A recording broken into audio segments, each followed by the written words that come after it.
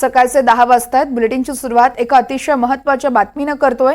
पंढरपुरातून बातमी आहे. पंढरपूरमध्ये धनगर आरक्षणासाठी धनगर समाज बांधव उपोषणाला बसतील. 2014 साली यावेळेस बारामती ज्या ठिकाणी खरतर झालेल्या उपोषणातील उपोषणकर्तेच आज पंढरपूरला आरक्षणाच्या मागणीसाठी उपोषण करणार आहेत.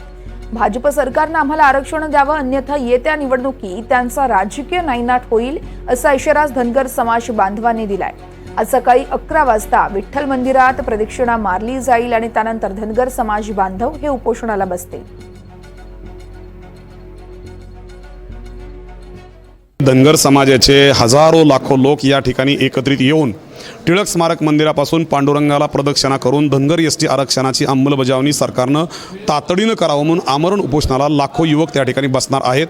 एकमेव मागणी आहे आणि ती मागणी कुठल्या संघटनेची, सकल धनगर समाज जो 2 करोड लोकांचं प्रतिनिधित्व करतो, एवढीच सरकारकडे मागणी आहे की आपण अनेक वेळा म्हणालेले आहात की आम्ही धनगरांना आरक्षण देऊ, आम्ही पहिल्या कॅबिनेटमध्ये देऊ, शिंदे समितीतून देऊ, न्यायालयातून देऊ, ॲफिडेविट बी तुम्ही दिलेलं आहे. तर धनगर एसटी आरक्षणाची तातडीनं काही तासाच्या आत अंमलबजावणी करा, नाहीतर आम्ही तुम्हाला सत्तेवरती येऊ देणार नाही. कारण आमची मतदारसंख्या 2 करोड आहे. त्यामुळे सरकारला या माध्यमातून इशारा आहे.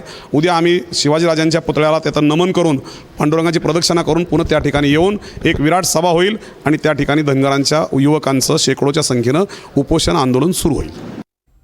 आणि या संदर्भात अधिक माहिती जाणून घेण्यासाठी आपण थेट जाणार आहोत पंढरपुरात. आमचे प्रतिनिधी संकेत कुलकर्णी आहेत आपल्यासोबत. संकेत, काय म्हणतायत सगळे धनगर बांधव? खरं तर धनगर आरक्षणाचा लढा हा गेल्या अनेक वर्षापासून आहे. 2014 साली बारामतीमध्ये देखील मोठं धनगर समाजाच्या आरक्षणासाठी उपोषण झालं होतं आणि तसंच उपोषण आता पंढरपूरमध्ये होतंय.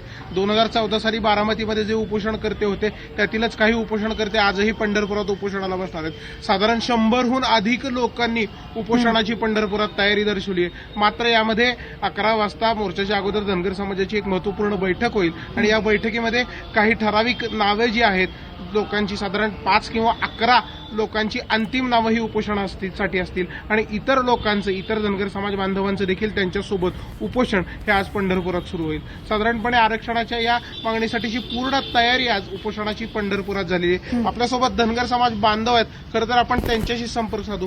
कशासाठी आजचा लढा असणार आहे?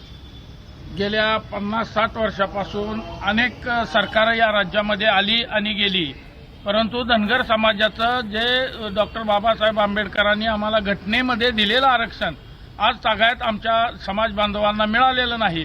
म्हणून सातत्यानं वेगवेगळ्या पद्धतीनं आमच्या समाज बांधवांची लढाई चालू आहे. आज तातडीनं कुठली मागणी असणार आहे? आज आमची एकच मागणी घेऊन आम्ही या ठिकाणी बसतोय की धनगर समाजाच्या एसटीचं सर्टिफिकेट आमच्या समाज बांधवाच्या हातामध्ये आलेलं पाहिजे. धनगर समाजाच्या आरक्षणाची अंमलबजावणी करावी ही मागणी घेऊनच आम्ही या ठिकाणी आज आंदोलन सुरू करतो.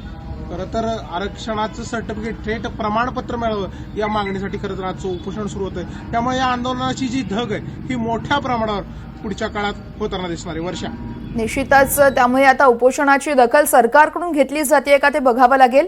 संकेत, खूप खूप धन्यवाद तुम्ही दिलेल्या सविस्तर माहितीसाठी.